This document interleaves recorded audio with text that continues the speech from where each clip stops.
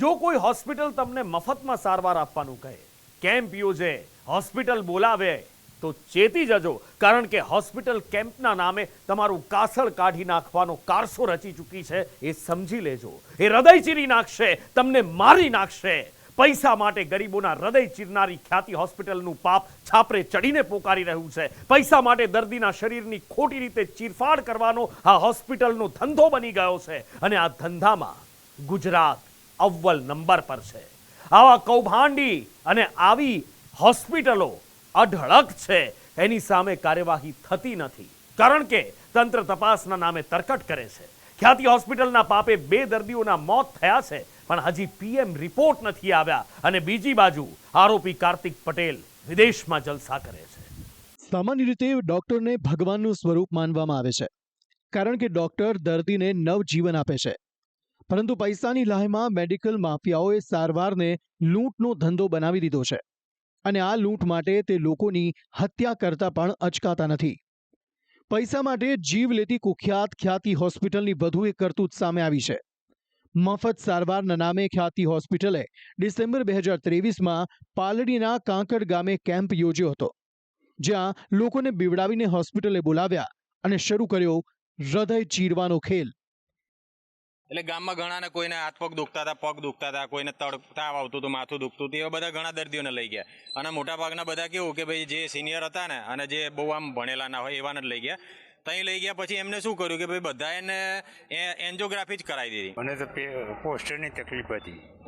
ત્યાં જઈ પછી મને અહીં મૂકી વિમાન કે તમને એક નરી બ્લોક બોલે છે, ત્યાં આ કરાવવું પડશે ને કંઈક ક્યારેક અટક આવે એમ કરીને લઈ ગયા. ને કઈ રીતે લઈ ગયા હતા, આખું શું હતું, કેવી રીતે લઈ ગયા અને કેવી રીતે આખું નાટક આ લોકોએ ઊભું કર્યું? હોસ્પિટલમાં ગયા ત્યારે માહોલ કેવો હતો? બધાને અલગ અલગ લઈ ગયા. તમને મોબાઈલ બી જમા કરી લીધો હતો? તમારું ઓપરેશન કર્યું ત્યારે તમને ઘરે કોઈને વાતચીત કરાઈ હતી? કોઈને વાતચીત નહીં, કોઈ જાણે. તમારા પપ્પાને લઈ ગયા ત્યારે શું સ્થિતિ હતી, શું કીધું તું? આ ડોક્ટરો શું કહીને લઈ ગયા હતા અને શું કર્યું એમની સાથે? અહીંયાથી જે કેમ્પ કર્યો, કેમ્પમાં એવું કીધું કે સવારના અહીંયાથી લઈ ગયા બધાને, સાથે રિટર્ન મૂકી જઈશું ઘરે. અને રિટર્ન આવ્યો ને એટલે મેં સાંજના ફોન કર્યો, તો મને કે કાલ સવારમાં મૂકી જઈશું. તો બીજા દિવસ સવારના ના આવ્યો તો અમે 11-12 વાગે મેં ફોન કર્યો, તો મને કે એમને તો સ્ટેન્ડ મૂકી દીધું છે, હવે એમને 2 દિવસ વગર ઘરે નહીં આવે. પછી હું ગયો હોસ્પિટલ, મેં હોસ્પિટલે જોઈ નથી. તમને ઓપરેશન કરીશું કે છે એમ, પણ પછી મને બાબાએ ના પાડી ઓપરેશનની, પણ બધું ચેક કર્યું આખું શરીર. તો રાત્રે હું આવતી રહેતી પાછી. અચ્છા, અહીંથી જ્યારે લઈ ગયા હતા ત્યારે શું કહીને લઈ ગયા હતા તમે? ઓપરેશન તમે દાખલ થઈ જાવ એટલે તમારે પહેલા પૂછ્યું હતું કે તમારી પાસે આયુષ્માન કાર્ડ છે કે હા, એ આયુષ્માન કાર્ડ લઈને ગયા હતા. એટલે ગામમાં જેની પાસે આયુષ્માન કાર્ડ હતું એ લોકોને લઈ ગયા? મારા જોડે આયુષ્માન કાર્ડ નહોતું, પણ કે ત્યાં આપણે નીકળી જશે એમ. પણ મારે પગની તકલીફ હતી એમ, પણ ત્યાં કે આપણે અમારા પગની તકલીફ તમારે એની દવા પણ થઈ જશે કે એમ. પણ તે જે હતા એન્જિયોગ્રાફી બધા રિપોર્ટ બધા મારા કાઢ્યા, પણ મારે એવું કે પછી કે તમારે વિમાન મેળવું પડશે. બિલકુલ ના, મારે નથી મૂકાવ. પણ મારા બાબો રાત્રે લેવા આવ્યા તે કે ના, તમારે અત્યારે 5,000 ભરી અને ત્યારે તમે લઈ જાઓ કે. અને અમે એમઆરઆઈ કાઢ્યો તો હમણાં રિપોર્ટ આપ્યો નથી, એમઆરઆઈના રિપોર્ટ કંઈ આપ્યા નથી. તે શું કર્યું? અમને અહીંયા કે કેમ્પ સર્જાવો તો આપણે અમને કે બધાના ગામડામાં જવું કે મફત દવા થાય છે ને, એટલે બધા કેમ્પમાં જયા એટલે મેં કીધું મને આ 2 ખભા દુખે છે, તો કે ત્યાં તમારે તપાસ થશે, ત્યાં હાલો કે. બીજા દિવસ ગાડી લઈને આવ્યા એટલે બધા અમે તો જયા ત્યાં લઈ ગયા. પછી એમને તો તરત જ તે કપડાં આપણા એમને પહેરાવી દીધા, પછી બધાને બેહાડી દીધા લાંચર. બેહાડ્યા પછી કે તપાસ કશી કરી જ નહીં એનો, અને અંદર લઈ ગયા રૂમમાં, એક જણને લઈ જઈને તરત આમ ઇન્જિયોગ્રાફી કરી નાખી. ઇન્જિયોગ્રાફી કરી એટલે અમે કીધું મને ખવાનું છે ને આવું કેમ કરે છે કીધું. ખ્યાતિ હોસ્પિટલનું પાપ હવે છાપરે ચઢીને પોકારવા લાગ્યું છે. તંત્ર દાવા કરે છે કે આ મેડિકલ માફિયા સામે કડક કાર્યવાહી કરીશું, પરંતુ જમીન પર કશું દેખાતું નથી. તંત્ર પર ઢાંક પીછોડો કરવાનો આરોપ લાગ્યો છે, જેની પાછળનું કારણ છે કે ખ્યાતિ મોતકાંડમાં મૃતકોના પીએમ રિપોર્ટ 5 દિવસ બાદ પણ આવ્યા નથી. સાથે પોલીસે પણ માત્ર ને માત્ર એક ડોક્ટરની ધરપકડ કરી સંતોષ માન્યો છે. ખુલાસો થયો છે કે ખ્યાતિ હોસ્પિટલ સાથે 25થી વધુ ડોક્ટર સંકળાયેલા હતા, પરંતુ હાલ તમામ ડોક્ટરો અને ખ્યાતિ હોસ્પિટલના સંચાલકો ભૂગર્ભમાં ઉતરી ગયા છે. સીઈઓ ચિરાગ રાજપૂત ભૂગર્ભમાં, ડાયરેક્ટર સંજય પટોડિયા ગાયબ, ડાયરેક્ટર કાર્તિક પટેલ વિદેશમાં, ડાયરેક્ટર રાજશ્રી પોલીસ પકડથી દૂર, ખ્યાતિ ગ્રુપના માલિક અને ડાયરેક્ટર કાર્તિક પટેલ ઓસ્ટ્રેલિયામાં દિવાળીની મજા માણી રહ્યા છે અને તે 21મી નવેમ્બરના રોજ પરત આવે તેવી શક્યતાઓ છે. જો કાર્તિક પટેલ 21મીના રોજ પરત નથી આવતા તો પોલીસે તેમને રેડ કોર્નર નોટિસ મોકલવી પડશે.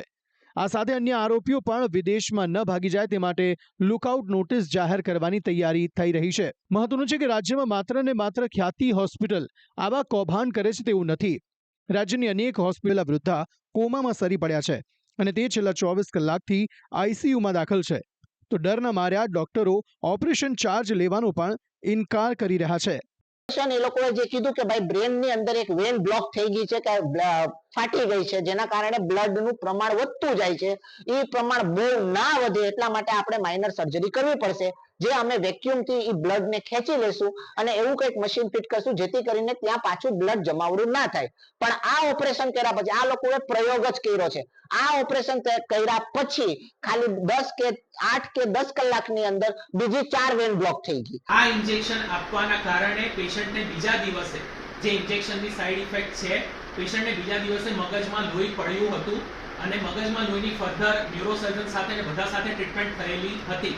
તેમ છતાં આજે સવારે તારીખ 14 તારીખે ન્યુરોસર્જને બધી ટ્રીટમેન્ટ કરવા છતાં પેશન્ટની મગજની માનસિક સ્થિતિ સારી નથી એવું કીધેલ છે. ઉનામાં ટ્રસ્ટ સંચાલિત હોસ્પિટલ પર આરોપ લાગ્યો છે કે તે દર્દીઓની જાણ બહાર ખોટા મેડિક્લેમ કરી રૂપિયા ખંખેરી રહી છે. ઓપરેશન થિયેટરમાં જઈ 15-20 મિનિટમાં મને રજા મળી ગયેલી છે. 2500 રૂપિયા મને સાહેબે લખી દીધા, મારી પાસે એનું ક્લિપ્સેશન છે અને એ 2500 રૂપિયા મેં ભરવા ગયો તો મને કે તમારો સ્ટાર હેલ્થમાં વીમો હાલે છે ને, તમે રહેવા દો. દવા 1020ની મેં લઈ આપેલી છે અને 700 રૂપિયા લેબોરેટરીને મેં ભરેલા છે. એ મને 5 દિવસ પછી પરત આપી દીધા.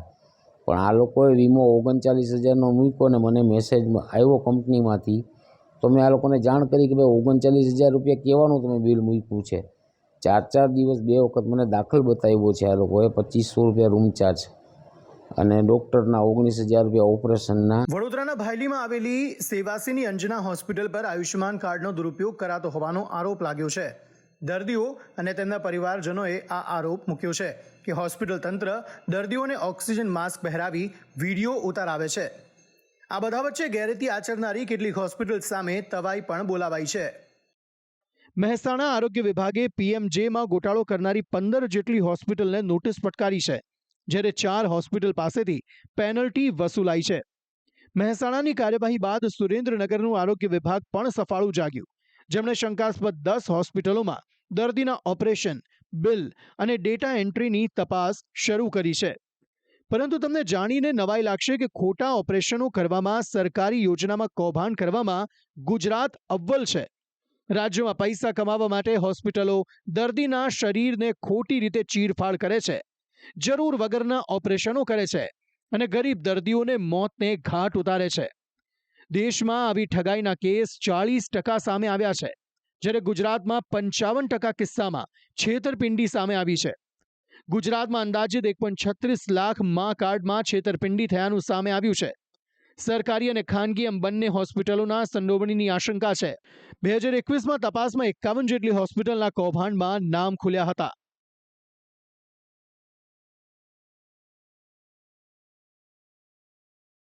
જીવલેણ કૌભાંડ ગુજરાતમાં આજકાલનું નથી ચાલી રહ્યું, ઘણા લાંબા સમયથી ચાલી રહ્યું છે અને મેડિકલ માફિયાઓએ કૌભાંડ માટે આખું નેટવર્ક બનાવી દીધું છે. ઢગલાબંધ હોસ્પિટલો છે જે કેમ્પના નામે ગરીબ દર્દીઓને હોસ્પિટલ બોલાવી તેમના કાસળ કાઢે છે. પરંતુ તંત્રની ઢીલી નીતિ અને ઢાંક પીછોડો કરવાની નીતિથી આવા કૌભાંડીઓને કાયદો વ્યવસ્થાનો કોઈ ડર રહ્યો નથી, જેના કારણે તે સામાન્ય લોકોના જીવ લેતા પણ ખચકાતા નથી. જોકે હવે આ મામલાને રાજકીય રંગ પણ લાગી ગયો છે. ગૃહ રાજ્યમંત્રી હર્ષ સંઘવી કહી રહ્યા છે કે આ કેસમાં કડક કલમોનો ઉમેરો કરાયો છે, કોઈ છટકબારી ન રહે તે રીતની કામગીરી કરાઈ છે.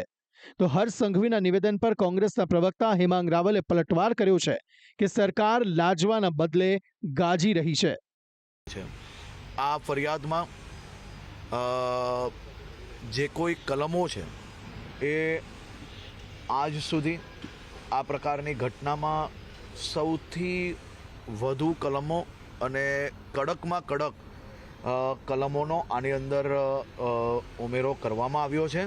અને નામજોગ બધા જ જે કોઈ આની અંદર કલ્પ્રિટ નજરે પડી રહ્યા છે તમામ લોકોના નામજોગ આ ફરિયાદ લેવામાં આવી છે. કોઈ બી પ્રકારની છટકબારી ના રહે તે માટે હેલ્થ વિભાગ અને પોલીસ વિભાગ એ સાથે મળીને કામગીરી કરી રહી છે અને અલગ અલગ ટીમો જે લોકો ભાગી છૂટ્યા છે તે લોકોને પકડવા માટે બનાવવામાં આવી છે. આજે ગૃહમંત્રી શ્રી હર્ષભાઈ સંઘવીએ એમની જે તકિયા કલમ છે એ ફરીથી એકવાર વાપરી છે કે કોઈને છોડવામાં નહીં આવે, કાયદાની અમે મોટી કલમો લગાવીશું. તમે વિચાર તો કરો કે કાયદાની કલમો તમારે લગાવી હોત તો આ જ હોસ્પિટલ સામે 2022માં પોલીસ સ્ટેશનમાં ફરિયાદ થયેલી જ હતી. એ વખતે તમારે લગાવી હતી ને, એ વખતે જો તમે કાયદાની મજબૂત કલમો લગાવી હોત તો મને લાગે છે કે અત્યારે આ 2 દર્દીઓના મોત ના થયા હોત. હજી પણ સરકાર જાગવી જોઈએ, સરકારે જાગવું જોઈએ. કાયદાની કલમો તમે લગાવવાની વાત કરો છો ને બીજી બાજુ આનો CEO રાજપૂત કે જે મીડિયા કર્મીને એકદમ ઉદ્ધતાઈથી ને હસતા હસતા કહે છે કે તમારા લીધે મારી OPD બંધ થઈ ગઈ, ત્યાં હોસ્પિટલમાં હાજર છે, બીજા દિવસે પણ હાજર છે અને આજે એ મીડિયાની સામે આવીને બાઇટો આપતો તો છતાં પણ પોલીસે એને પકડ્યો નથી અને અત્યારે ફરાર થઈ ગયો છે. માલિકો ઓસ્ટ્રેલિયા ભાગી ગયા છે. એના માટે રેડ કોર્નર નોટિસ જાહેર કરવી પડે. ખ્યાતિ હોસ્પિટલના મોતકાંડનો કેસ ઝડપી ચાલે તે માટે રાજ્ય સરકારે વકીલ વિજય બારોટની સરકારી વકીલ તરીકે નિમણૂક કરી છે. પરંતુ ખ્યાતિ મોતકાંડના આરોપીઓ હજુ પણ ફરાર છે. એક ડિરેક્ટર તો વિદેશમાં જલસા કરી રહ્યો છે અને 5 દિવસ બાદ પણ પોસ્ટમોર્ટમ રિપોર્ટ મળ્યા નથી. ત્યારે તપાસ સામે પણ શંકાની દ્રષ્ટિથી જોવાઈ રહ્યું છે કે તપાસની રીત છે કે પછી ઢાંક પીછોડો કરવાની. બ્યુરો રિપોર્ટ, સંદેશ ન્યૂઝ.